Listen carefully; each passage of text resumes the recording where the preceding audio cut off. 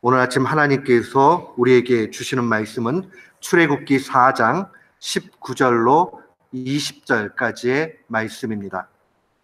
출애굽기 4장 19절로 20절 말씀.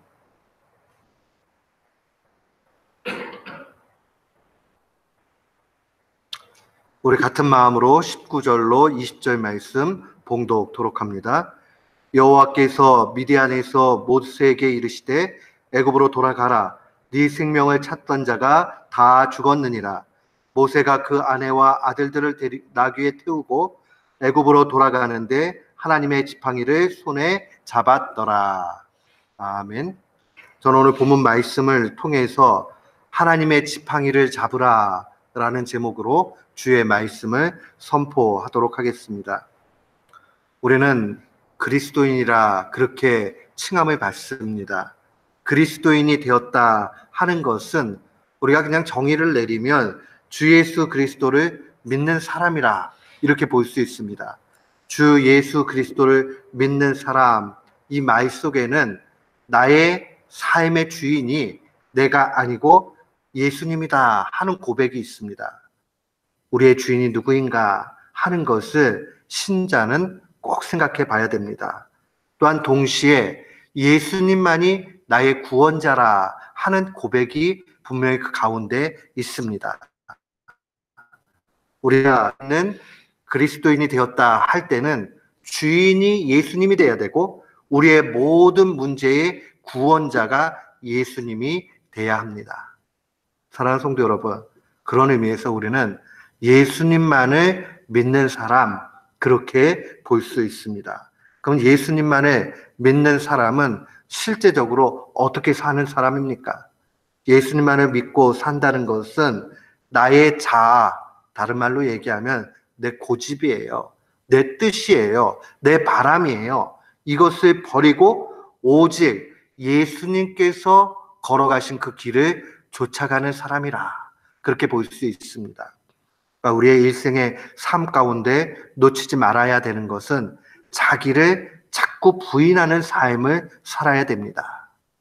왜냐하면 인간의 속에 있는 이 죄는 이 속에서 스물스물 올라와서 자꾸 자기가 왕되고 주인 되고자 하는 그런 마음이 있기 때문입니다. 우리 죄 짓는데 어디서 죄 짓는가 가만 보세요. 하나님을 업신여기고 그냥 내가 주인 돼서 내 뜻대로 하다 보면 거기에서 넘어지는 거 보게 됩니다.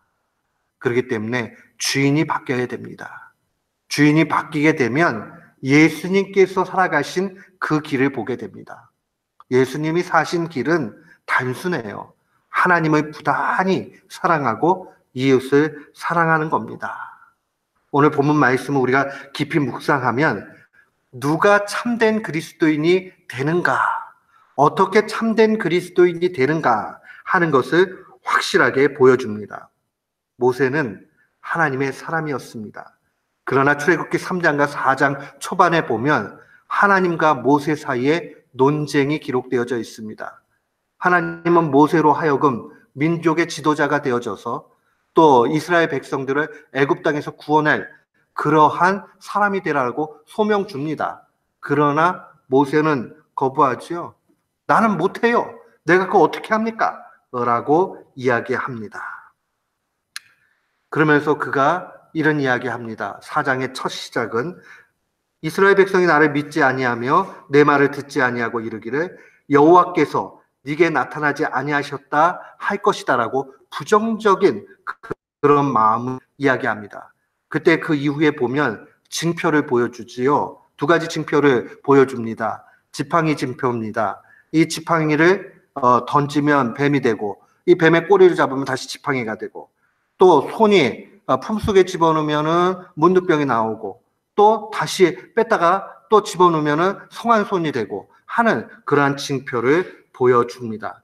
마지막에는 해도 안 되니까 이 모세가 이런 이야기하죠. 13절에 보니까 모세가 가로되 주여 보낼 만한 자를 보내소서라고 이야기합니다. 인간의 연약함을 그대로 보여주는 겁니다. 인간의 죄성은 늘 부정적인 것 보게 하고 하나님의 능력을 보지 못하도록 만듭니다. 그리고 하나님을 신뢰하지 못해요. 그리고 나중에는 단도직입적으로 딱 이야기하죠. 주님, 잘못 봤어요. 보낼 만한 사람 보내세요. 라고 그렇게 이야기합니다. 인간의 완악함의 절정입니다. 아무리 징표를 봐도 사람이 그렇게 믿는 존재가 되지 못합니다. 그런데 이런 모세를 향해서 하나님은 은혜를 베푸시고 결국 모세를 굴복시키십니다. 자신의 상식과 주관을 버리고 하나님께로 나아가게 됩니다. 그리고 이제 18절에 보니까 자신의 형제들의 생사를 살피겠다라고 하면서 이드로에게 이야기하고 장인 이드로를 떠나게 되지요. 그리고 19절에 보면 하나님이 다시 이야기해 줍니다. 이 살인자 모세를 찾던 애굽 사람들이 모두 죽었다라고 친히 말씀해 주십니다. 근데 우리 이거 가볍게 보시면 안 돼요. 보세요. 증표를 눈으로 보고 할 때에도 하나님의 능력을 믿지 못합니다. 그런데 하나님이 나타나서 너 애굽 땅 가면 너 잡아서 죽이려고 했던 사람들 다 죽고 없다라고 하는 이 말씀을 그대로 믿습니다. 주인이 바뀌고 은혜를 받고 그러면 바뀌게 되어지고 하나님을 믿게 됩니다. 우리가 분명히 알아야 되는 것은 하나님을 신뢰하기 전에는 결단코 하나님 앞에 쓰이지 못한다는 사실입니다. 그리고 20절에 보니까 모세가 그 가족들을 나귀에 태웁니다. 애굽으로 돌아갑니다. 하나님의 지팡이를 손에 잡았더라. 하나님의 지팡이를 손에 잡았더라 라고 그렇게 증거합니다. 하나님의 지팡이가 무엇입니까? 이것을 한마디로 이야기하면 하나님의 능력을 상징합니다. 이제 비로소 하나님의 말씀을 의심 한 조각 없이 믿고 그 다음에 하나님의 능력을 의지하게 됩니다. 이 짧은 스토리 가운데 하나님이 어떠한 사람을 어떻게 이끌어 가시는가 하는 것을 모두 보여줍니다. 우리가 결론을 알기 때문에 모세 참 대단하다 생각합니다. 심지어는 이스라엘 백성들, 유대인들에게 정말 뛰어난 너희들의 조상 누구냐 물어보면 단연코 맨 처음 꼽히는 사람 모세입니다. 모세는 후대에도 엄청난 그러한 존경을 받습니다. 그런데 이 모세, 처음부터 모세 아니었습니다. 모세가 수많은 하나님의 은택을 입었지만은 그럼에도 불구하고 자기니 주인 돼서 살아갈 때에 그는 그냥 평범한 사람에 불과했습니다. 하나님이 몰아가시죠. 그리고 하나님이 그 형편없는 모세를 민족의 지도자로 세우십니다. 그리고 주의 말씀을 들을 때 오늘 19절과 같이 애굽 땅에서 네 생명 찾던 자 다 죽었다 하는 말씀을 눈으로 보지 않으나 생생히 본 것 같이 주의 말씀을 믿습니다. 그리고 그가 애굽 땅으로 돌아갈 때에 하나님의 지팡이를 가지고 가는 것 보게 됩니다. 하나님의 능력이죠. 그렇다면 우리와 동일한 이 모세가 하나님 앞에 그렇게 쓰임을 받았다면 우리에게 하나님의 지팡이는 무엇입니까?